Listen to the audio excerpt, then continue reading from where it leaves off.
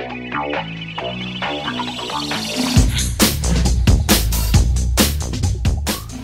this demonstration, I'm going to show you a cool new text effect inside of After Effects 7. Okay, as you can see, the text comes in and per character blurs into focus. Very cool. Now I've also added a lens flare on top of it just to kind of give it a little more flavor. Let's get started. I have a blank composition here. I'm going to take the text tool, click in the center of the area, and I'm going to type My Movie. Okay? And just center this a little bit better. Next thing I'm going to do is set up the animation properties. So I'm going to scroll down, and I'm going to give myself a little bit more room here. I'm going to go to the text properties and add an animate operator. I'm going to add a scale.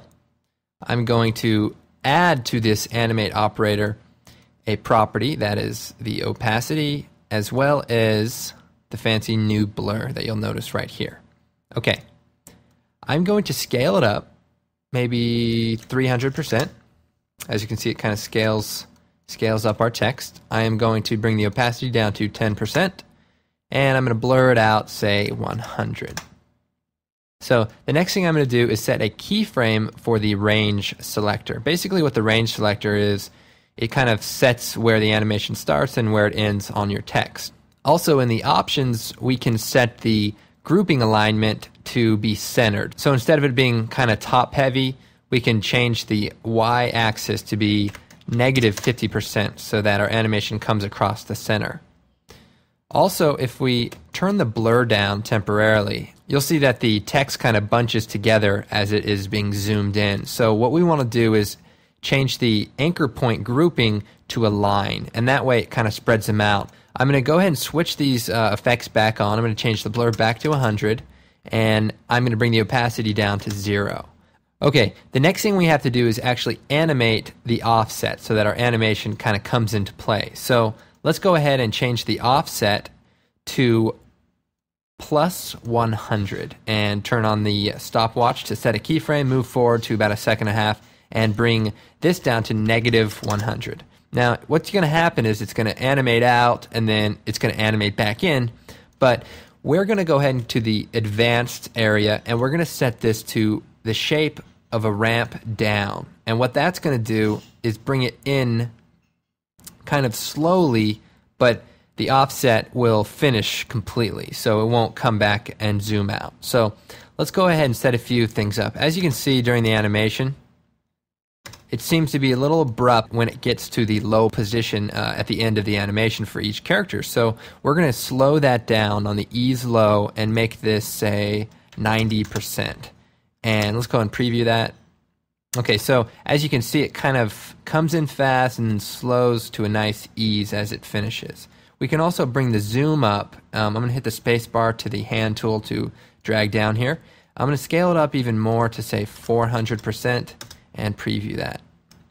Okay, let's go ahead and add a few of those enhancements that I showed you earlier. So I'm going to make a new solid, and I'm going to make it kind of a medium dark blue, like maybe right there. And I'm just going to drag this and put it below my movie effect. I'm going to make another new solid, this time a black one. And I'm going to put this right over the blue layer.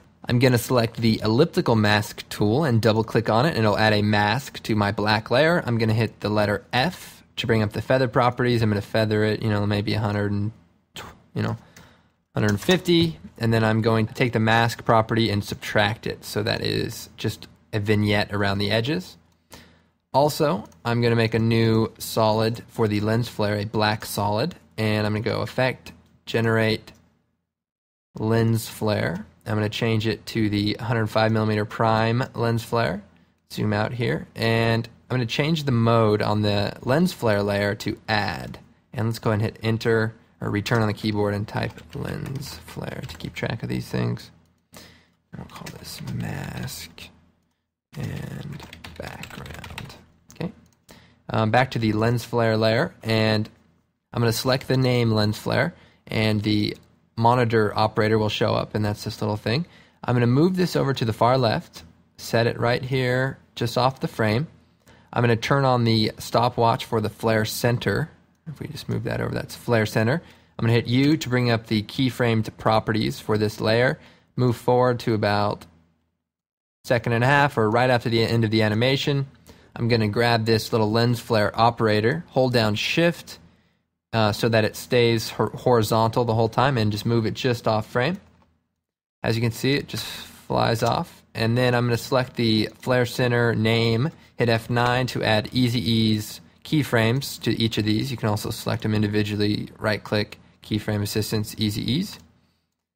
Next thing we're going to do is change the My Movie effect and make that also add, so that when it comes in, if I shut the lens flare off, you see it kind of blends with the background a little bit better and kind of gives it a kind of a hotter effect. So anyway, with that lens flare on, I'm going to go ahead and preview it.